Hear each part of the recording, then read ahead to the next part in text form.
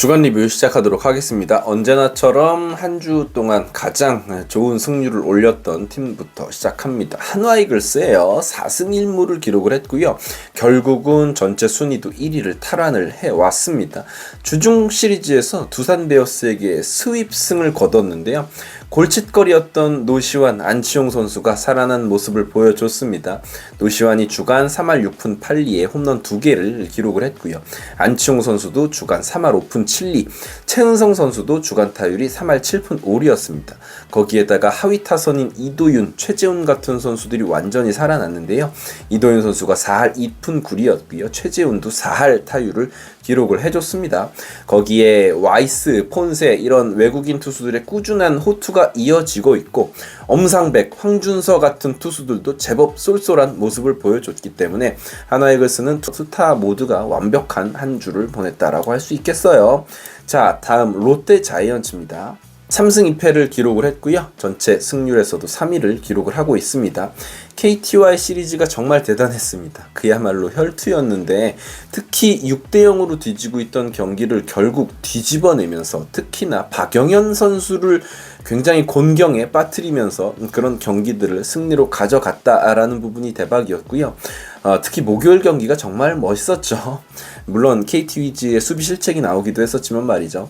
박세용 선수가 지금 말소가 되어 있고 터커 데이비슨이 부진한 상황이지만 감보아의 피칭이 상당히 좋고요. 여기에 젊은 피 이민석 선수가 정말 씩씩하게 잘 던져주고 있기 때문에 롯데자이언츠는 쉽사리 하위권으로 내려가지 않을 것 같다라는 생각이 듭니다.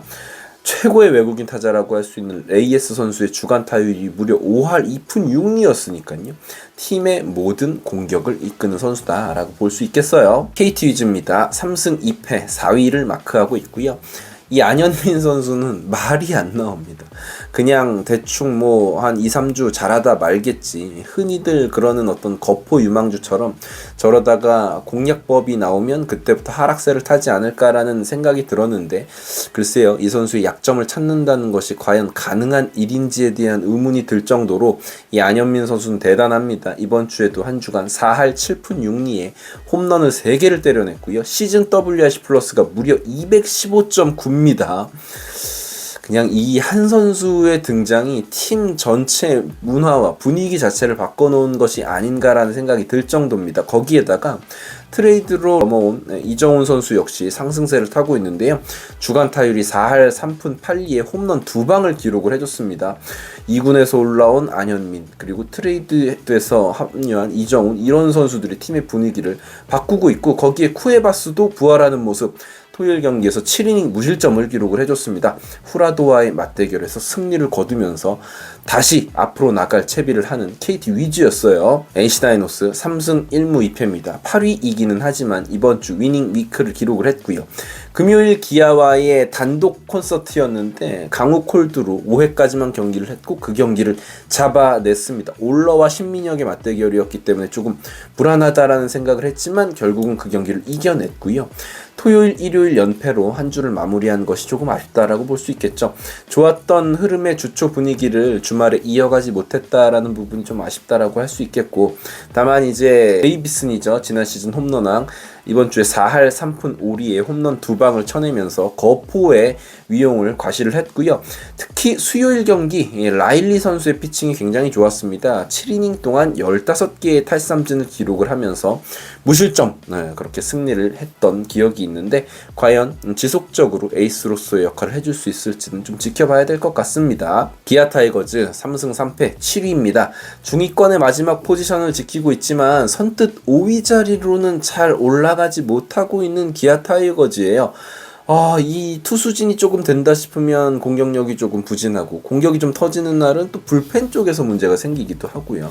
토요일도 역시 9대4로 앞서고 있는 상황에서 막판 9대8까지 허용하면서 가슴이 철렁한 상황이었는데 경기력의 기복이 확실히 있는 모습을 보여주고 있습니다. 언제든 상위권 도약의 가능성이 있다고는 보는데 일단은 윤도현 선수가 또다시 이제 부상 이탈이 되면서 아쉽다라고 할 수 있겠고 나성범 선수의 복귀가 그나마 임박하고 있다는 희소식이 들리고 있고 결국은 김도영이라든지 김선빈 같은 선수들이 어서 복귀를 해줘야 하는 기아 타이거즈다라고 할 수 있겠어요.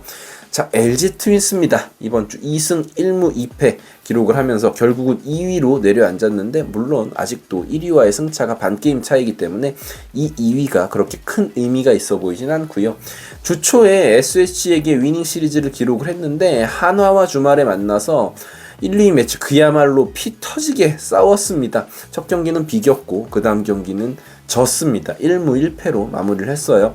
염 감독의 마지막 경기는 5점을 지고 있었음에도 불구하고 김진성, 김현우, 장영식 등 필승조를 다 때려 넣었어요.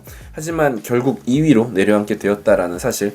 박혜민 선수가 주간 타율 4할을 넘겼지만요, 송승기가 마지막 경기 5이닝을 채우지 못하고 강판했던 부분 좀 아쉬웠다라고 할 수 있겠죠. 안현민 선수가 워낙 뜨겁기 때문에 신인왕 레이스 아직 모르겠다라고 이야기하는 게 맞는 것 같습니다. 두산 베어스 2승 3패 9위를 마크하고 있고요. 주초 한화에게 어빈 잭로그를 다 내보냈지만 결국 수위 패배를 막을 수가 없었습니다. 주말에는 키움에게 2승을 성공을 했고요. 곽빈이 일요일 경기에서 7.2이닝 동안 2실점 승리를 했다라는 부분이 이제 긍정적인 부분이었고요. 코러빈도 말소 후 첫 등판에서 굉장히 좋은 모습을 보여줬죠. 젊은 선수들을 키우고 있는 두산 베어스입니다. 오명진, 박준순, 김민석, 김동준 이런 야수들을 잘 성장시키는 것이 이번 시즌의 과제가 아닐까라는 생각이 듭니다. 자, SSG입니다. 2승 3패를 기록을 했고요. 6위입니다. 주 초에 LG 트윈스에게 루징한 이후에 롯데와는 1승 1패를 주고받았어요. 좀처럼 5위권에 입성을 못하고 있는 SSG의 상황인데, 에레디아가 주간 4할 오픈 5리를 기록하면서 복귀 이후에 타격감을 끌어올리는 모습을 보여줬고, 정준재 역시 4할 1푼 7리를 기록을 했는데 최정 선수가 부진이 심상치 않습니다. 1할 9푼 1리까지 시즌 타율이 떨어졌는데 거기에다가 훈련 중에 부상을 당하면서 말소가 된 상황입니다. 다행히 마지막 경기에 앤더슨 선수가 호투를 기록하면서 롯데에게 영봉패를 안겼습니다. 삼성 라이온즈를 살펴보겠습니다. 2승 3패 5위에 올라와 있긴 한데 주중 한때 3위권까지도 노릴 수 있는 상황이었는데 좀 아쉽게 됐죠. 최원태 선수가 일요일에 6실점을 했고요. 후라도 선수가 토요일에 7실점을 하면서 라이온스 파크에서 KT에게 선발 투수들이 완전히 무너지는 모습을 보여줬거든요. 악몽의 주말 연속적인 대패에 충격에 빠지게 됐다.